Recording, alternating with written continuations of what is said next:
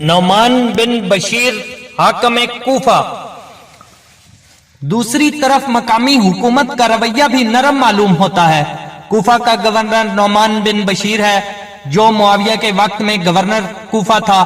بعد میں یزید نے بھی اسے اس عہدہ پر بحال رکھا۔ یہ شخص قدر سلوجو اور سلامتی پسند تھا۔ البتہ جب حاکم کو یہ معلوم ہوا کہ لوگ بڑی کثرت کے ساتھ جناب مسلم کی خدمت میں آتے اور جاتے ہیں اور وہ امام حسین علیہ السلام کے لیے بیعت لے رہے ہیں، تو اس نے منبر پر جا کر ایک جاندار تقریر کی، مگر اس سے بھی اس کی سلو جوئی کا جوہر نمایاں نظر آتا ہے۔ حمد و ثناء الہی کے بعد کہا، اے خدا کے بندو، فتنہ و فساد اور باہمی انتشار و خلفشار سے اجتناب کرو، کیونکہ ایسا کرنے میں لوگ ہلاک ہوتے ہیں، خون بہتے ہیں اور مال تباہ ہوتے ہیں۔ میرا رویہ تو یہ ہے کہ جو شخص مجھ سے جنگ نہیں کرے گا، میں بھی اس سے جنگ نہیں کروں گا۔ نہ میں تمہارے خوابیدہ کو بیدار کروں گا اور نہ ہی محض بدگمانیوں اور غلط تہمتوں پر تمہارا مواخذہ کروں گا۔ لیکن اگر تم نے میری کھلم کھلا مخالفت شروع کر دی اور اپنے امام یزید کی بیعت توڑ دی، تو پھر میں تمہیں اپنی تلوار سے ماروں گا۔ بنو امیہ کے ان ہوا خواہوں کو، جن کو اہل بیت رسول کے برسر اقتدار آنے کی صورت میں اپنے جھوٹے وقار و اقتدار کی موت نظر آتی تھی، ان کو حاکم کوفہ نعمان بن بشیر کی یہ سلجھوانہ اور روادارانہ روش ایک آنکھ نہ بھاتی تھی۔ چنانچہ نعمان کی مذکورہ بالا تقریر کے بعد بنو امیہ کے حلیف عبداللہ بن مسلم بن سعید حضرمی نے وہیں کھڑے ہو کر صاف صاف کہہ دیا، آپ کا یہ رویہ درست نہیں، سوائے ظلم و زیادتی کے اصلاح احوال نہ ہوگی۔ آپ نے اپنے دشمن کے متعلق جو رویہ اختیار کر رکھا ہے، یہ کمزور لوگوں کا شیوا ہے۔ نعمان بن بشیر نے جواب میں کہا، اگر میں اطاعت خدا میں کمزور لوگوں میں سے ہوں تو مجھے یہ زیادہ پسند ہے، اس سے کہ معصیت خدا میں زوراوروں میں سے ہوں۔ یہ کہہ کر نعمان ممبر سے نیچے اتر آیا۔ ہوا خواہان بنی امیہ کا یزید کے پاس نعمان کے متعلق شکایتی خطوط لکھنا۔ اس وقت تو عبداللہ بن مسلم خاموش ہو گیا، مگر اس نے واپس گھر آ کر اس مضمون کا ایک خط یزید کو لکھا کہ نعمان بن بشیر کمزور شخص ہے اور جان بوجھ کر کمزوری دکھا رہا ہے۔ اگر کوفہ کو اپنے ہاتھ میں رکھنا ہے تو یہاں کوئی طاقتور اور دلیر آدمی مقرر کرو۔ اس کے بعد عمر بن سعد اور عمارہ بن عقبہ وغیرہ نے بھی یزید کو اسی مضمون کے خطوط لکھے۔ جب یزید کو یہ خطوط پہنچے تو اس نے سرجون بن منصور رومی، جو کہ عیسائی المذہب اور معاویہ کے وقت میں محکمہ خراج میں کاتب تھا، سے اس معاملہ میں مشورہ لیا۔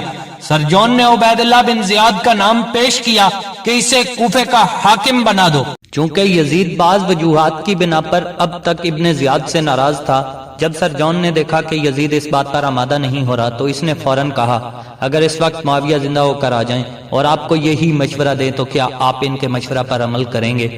یزید نے کہا، ضرور۔ یہ کہہ کر سرجون نے معاویہ کی ایک تحریر نکالی جس میں معاویہ نے عبید اللہ ابن زیاد کو بصرہ کے ساتھ ساتھ کوفہ کا حاکم بھی بنایا تھا۔ سرجون نے کہا، یہ لو، معاویہ کا مشورہ یہی ہے جس پر وہ بوجہ موت عمل درآمد نہ کر سکے۔ یزید نے یہ دیکھ کر کہا، بہت اچھا، اب میں ایسا ہی کروں گا۔ چنانچہ یزید نے مسلم بن عمرو باہلی کے ہاتھ عبید اللہ ابن زیاد کو، جو اس وقت حاکم بصرہ تھا، ایک خط لکھ کر بھیج دیا اور اس کے ساتھ ساتھ حکومت کوفہ کا پروانہ بھی لکھ کر بھیج دیا۔ نعمان بن بشیر کو کوفہ کی گورنری سے معزول کر دیا گیا۔ اسی طرح ولید بن عتبہ کی روادارانہ روش کی وجہ سے معزول کر کے اس کی جگہ عمرو بن سعید الاشدق کو حاکم مدینہ مقرر کر دیا گیا۔ حکومت کی اس روش سے ظاہر ہوتا ہے کہ وہ خاندان نبوت کو ختم کرنے کے لیے سخت سے سخت ظالم و سفاک لوگوں کی تلاش میں سرگردان تھی، اور سلجھو اور روادار قسم کے لوگوں کی ان کی نظر میں کوئی وقت نہ تھی۔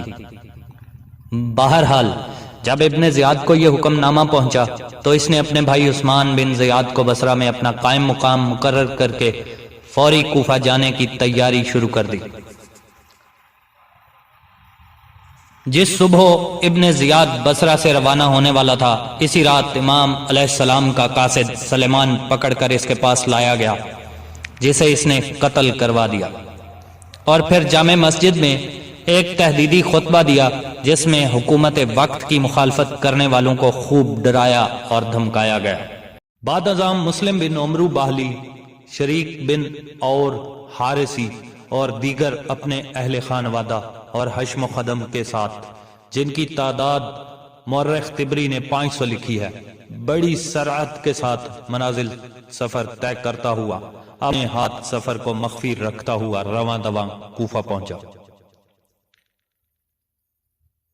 کوفہ کے قریب پہنچ کر ابن زیاد نے اپنی ظاہری حیت بدل کر اہل حجاز کی وضاحت اختیار کر لی اور رات کے وقت داخل شہر ہوا۔ جب ابن زیاد کوفہ میں داخل ہوا تو اس نے سر پر سیاہ امامہ باندھا ہوا تھا اور شجاعان عرب کے دستور کے مطابق منہ پر ڈھانٹا باندھا ہوا تھا۔ اس کا مقصد یہ تھا کہ لوگ اسے امام حسین سمجھے اور وہ اس طرح ان کے تاثرات اور قلبی خیالات کو بآسانی معلوم کر سکے۔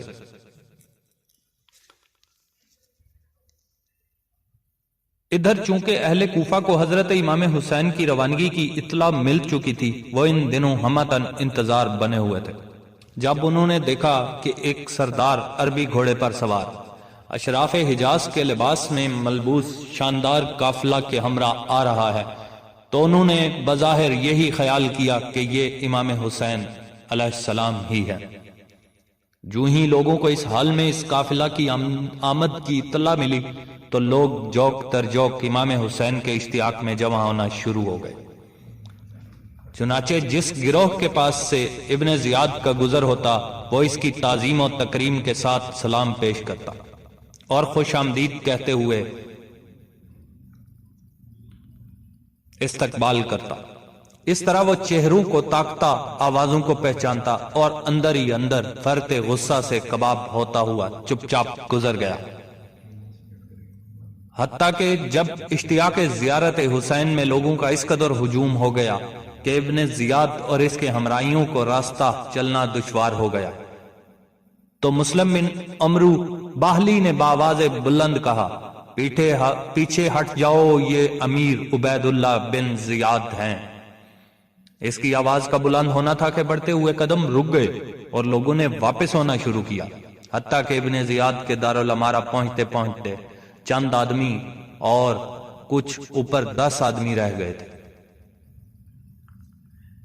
اس حال میں وہ جب رات کے وقت دارالامارہ پہنچا تو حاکم کوفہ نعمان بن بشیر نے بھی اسے حضرت امام حسین علیہ السلام سمجھ کر کردار الامارہ کا دروازہ بند کر لیا، اور جب ابن زیاد کے بعض آدمیوں نے دروازہ کھولنے کے لیے آواز دی تو نعمان بن بشیر نے بالائے خانہ سے جھانکتے ہوئے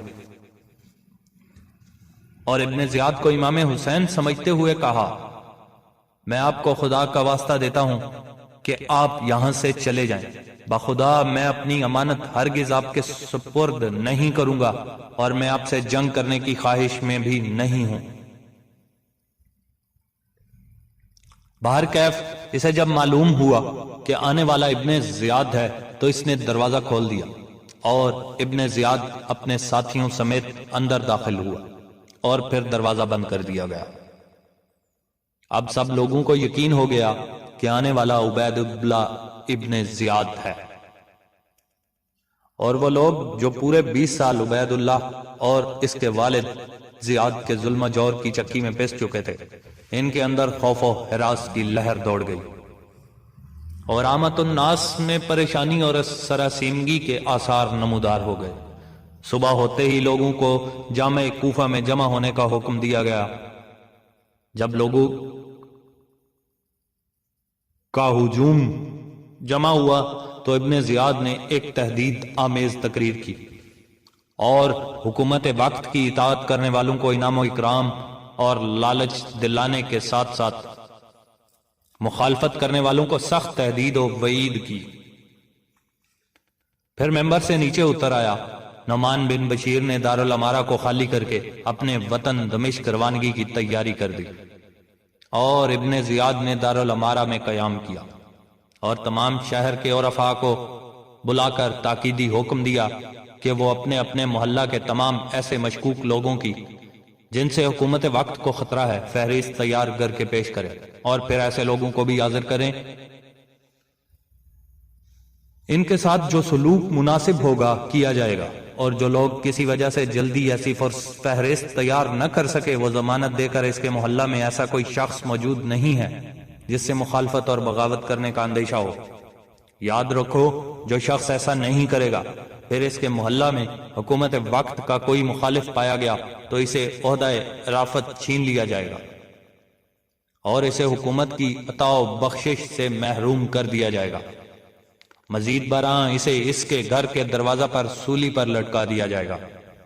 ابن زیاد کی یہ تدبیر کارگر ثابت ہوئی۔ جاسوسوں کا جال بچھ گیا، مشتبہ لوگوں کی فہرستیں تیار ہونے لگی، بلکہ ان کی گرفتاری کا سلسلہ بھی جاری ہو گیا۔ بلکہ فصول محمد ابن صباغ دیکھنے سے معلوم ہوتا ہے کہ ایک جماعت نے ان احکام کی مخالفت کی جسے فوراً قتل کر دیا گیا۔ اس طرح لوگ بے حد خائف و ہراساں ہو گئے اور ان کے لیے کسی جگہ اکٹھا بیٹھ کر تبادلہ خیال کرنا بھی مشکل ہو گیا۔